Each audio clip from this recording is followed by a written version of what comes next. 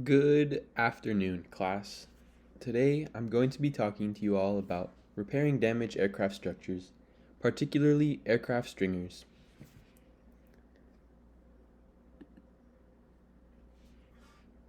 In the presentation today, we're going to be going over a few things. First, I'll be talking about appraising the damage of the aircraft, classifying that damage into one of three distinct categories.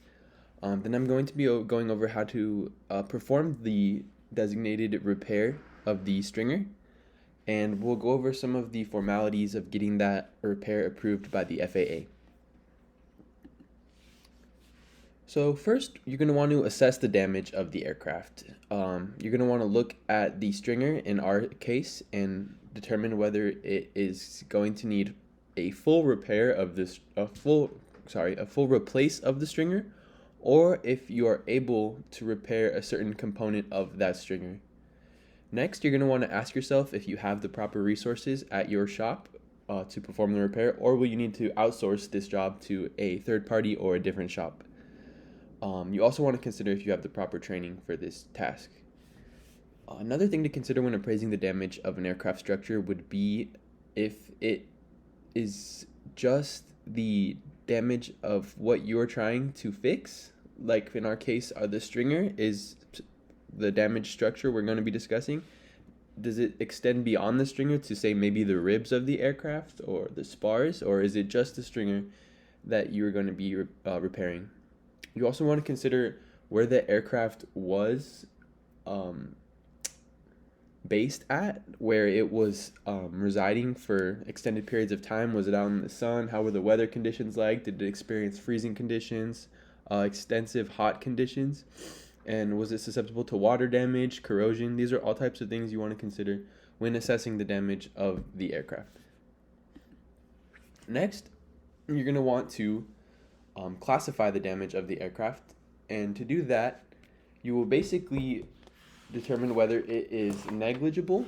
And negligible would be simple things like a stressed, smooth dent on the exterior skin of the aircraft that does not affect the airworthiness of the aircraft. That would be the definition of a negligible damage if it does not affect the airworthiness of the aircraft. The next classification of damage would be if the damage is repairable, meaning that it doesn't require major overhaul of a whole component, like the whole stringer, like we were discussing earlier. If you're able to say replace a certain part of the stringer, then go ahead. That's called repairable damage. That's how we would classify it. But say if the whole stringer was corroded and you needed to say maybe replace the whole wing for that matter, that would be replaceable damage, and you would have to, that'd be a lot of a bigger job. So I'm sure many of you in this class are familiar with what aircraft stringers are. When they are located in the wing of this example, this looks like a fixed wing aircraft of a reciprocating engine. So this here, the stringers are indicated by the yellow markings. And what do? They provide support mainly for the aircraft. That's not their main function. Their main function is to provide shape. They are found in both the fuselage and wings, and they provide shape, and they provide some structure. They provide some structural support to the strength of whatever they are, of the structure they're supporting. If you see them on a wing, they're traversing the latitudinal axis of the wing, and if you see them within the fuselage, they're traversing the longitudinal axis of the fuselage. Some tools that will be needed to perform the repair that we are going to be doing would be a rivet gun. There are several types of rivet guns and brands. We also would need a MS20470 universal head rivet. It's one of the 4 rivets mentioned in the text. Aluminum sheet metal, which would be the same alloy and thickness of the damaged stringer.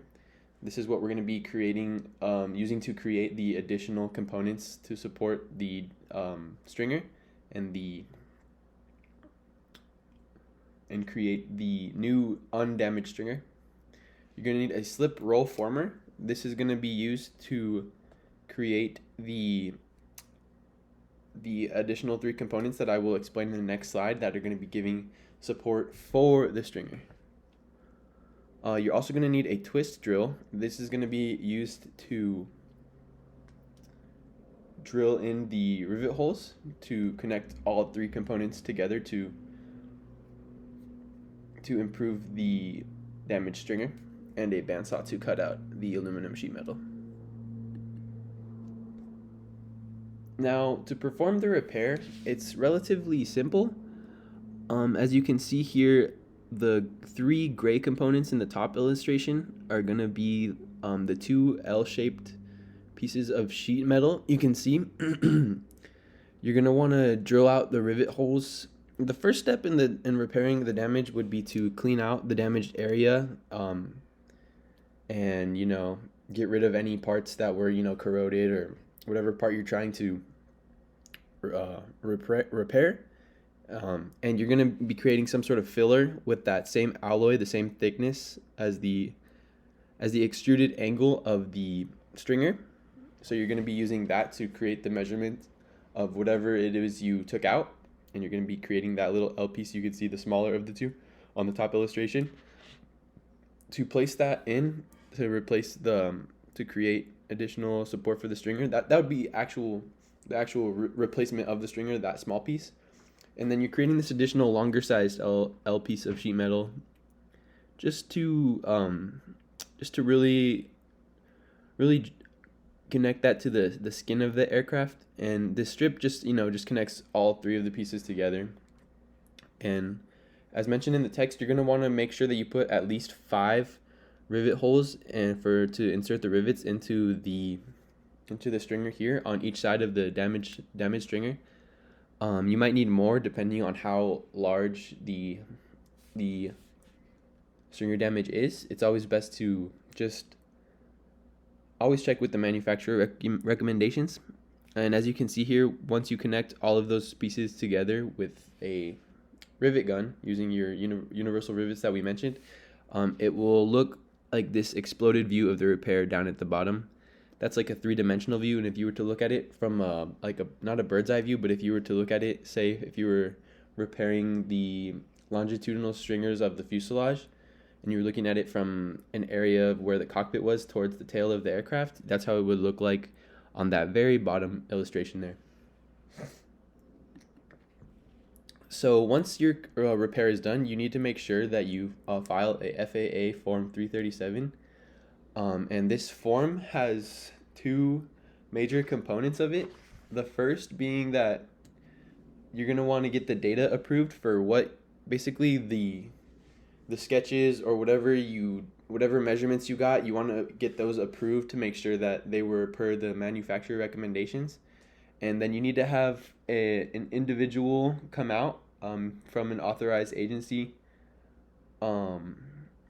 and examine the repair that has been done, and make a statement for the FAA that says that your repair conforms to all of the data that's published by the manufacturer. Before you perform any repair, it's always a great idea to consult with the manufacturer recommendations before any major reparations are made, so that way if you don't want to be going in not knowing specifics, because then you might have to do more work in the end.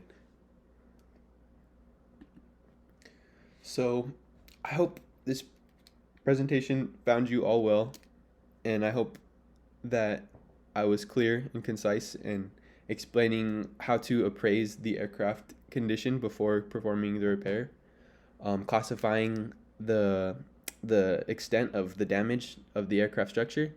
I hope you guys understood what types of tools were needed for this repair. I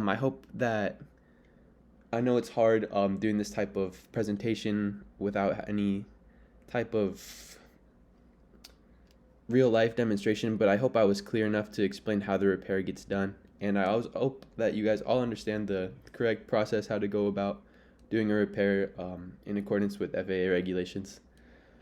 Thank you guys for watching my presentation, and I hope that you all have a great rest of your day.